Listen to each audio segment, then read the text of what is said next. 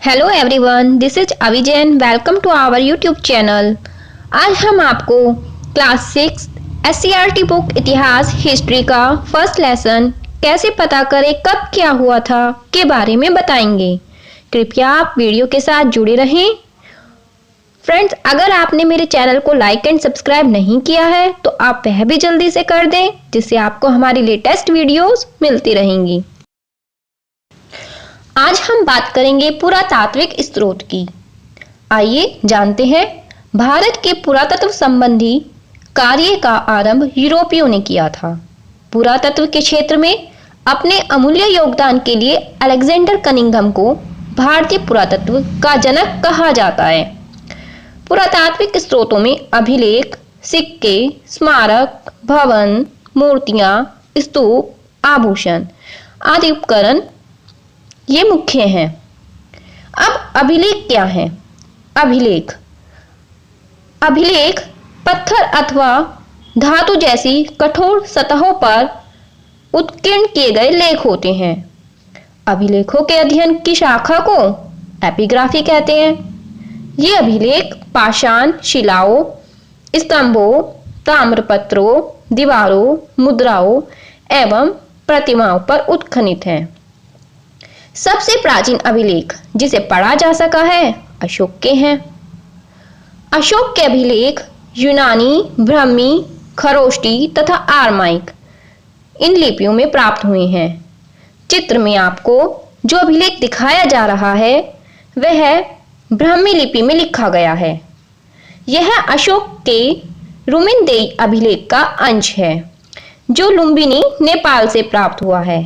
इस अभिलेख में अशोक ने यह घोषणा की है कि लुम्बिनी में उपज का 8वां भाग कर के रूप में लिया जाएगा। आपको बता दें कि ब्राह्मी लिपि बाएं से दाएं, लेफ्ट टू राइट लिखी जाती है, जबकि खरोष्टी तथा आर्माइक लिपि दाएं से बाएं, राइट टू लेफ्ट लिखी जाती है। सिक्कों के अध्ययन की शाखा को न्यूमिस्मेटिक्स अर्थात मुद्रा शास्त्र कहा जाता है। भारत के प्राचीनतम सिक्के आहत सिक्के कहलाते हैं, जो लेख रहित हैं, अर्थात जिन पर कुछ लिखा हुआ नहीं है। सिक्कों से तत्कालीन शासक का नाम, उसका समय, सिक्के की बनावट से उस समय की कला तथा धातु से आर्थिक स्थिति की जानकारी प्राप्त होती है। चित्र में दिखाया गया है कि गुप्त शासक कुमारगुप्त प्रथम को इस सिक्के पर घुड़सवारी करते हुए, अर्थात गुप्त शासक कुमारगुप्त प्रथम को इस सिक्के पर घुड़सवारी करते हुए दिखाया गया है, जिससे हम कह सकते हैं कि वह एक अच्छे घुड़सवार थे। मोहरे चित्र में आपको एक मोहर दिखाई गई है। यह मोहर हड़प्पा कालीन मोहर है। यह हड़प्पा कालीन मोहर मेसोपोटामिया से मिली है। इससे ज्ञात होता है कि हड़प्पा वासियों का व्यापार मेसोपोटामिया से होता था। अब आते हैं नगर निर्माण योजना पर। प्राचीन समय में धोलावीरा गांव को सबसे विशाल शहर माना जाता है। इस जगह का खनन डॉक्टर RS बिष्ट ने किया। धोलावीरा यह चौकोर और आयताकार पत्थरों से बना हुआ था। इस महानगर में पानी की जो व्यवस्था की गई थी वह भी बहुत अद्भुत थी। यह हड़प्पा सभ्यता का पूरा स्थल गुजरात में स्थित है। यहाँ से हड़प्पा कालीन नगर निर्माण योजना, जल निकास प्रबंध आदि के साक्ष्य प्राप्त हुए हैं।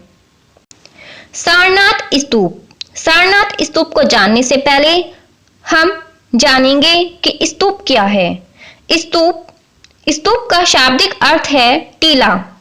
सभी स्तूपों के अंदर एक डिब्बे में महात्मा बुद्ध या अनुयायियों के शरीर के अवशेष जैसे दांत, हड्डी, राख या उनके द्वारा प्रयोग में लाई गई सामग्री, पत्थर अथवा सिक्के रखे रहते हैं। सारनाथ उत्तर प्रदेश में स्थित इस स्तूप धमेक स्तूप का निर्माण मौर्य वंश के शासक अशोक ने कराया था। महात्मा बुद्ध ने सर्वप्रथम सारनाथ में अपना उपदेश दिया था। चित्र में आपको जो दिखाया गया है वह धमेक स्तूप है और यह सारनाथ उत्तर प्रदेश में स्थित है। इसका निर्माण मौर्य वंश के शासक अशोक ने कराया था।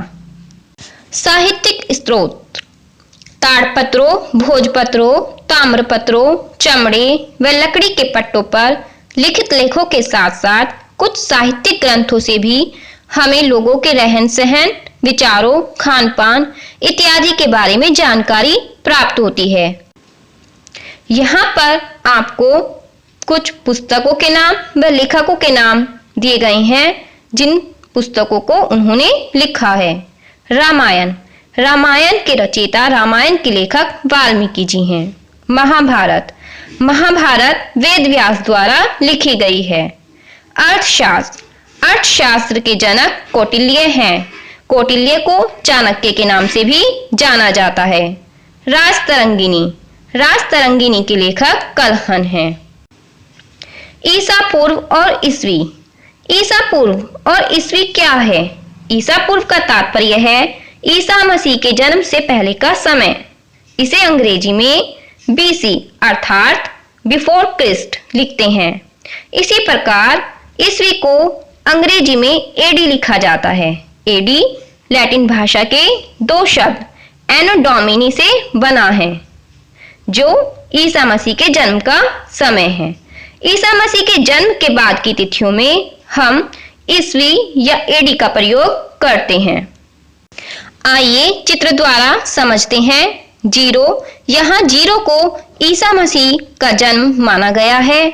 जीरो से पहले का जो समय है वो BC ईसा पूर्व है और जीरो के बाद का जो समय है वो AD ईसवी है, अर्थात ईसा मसीह के जन्म से पहले का समय बिफोर क्रिस्ट ईसा पूर्व कहलाता है और ईसा मसीह के जन्म के बाद का समय AD ईसवी कहलाता है।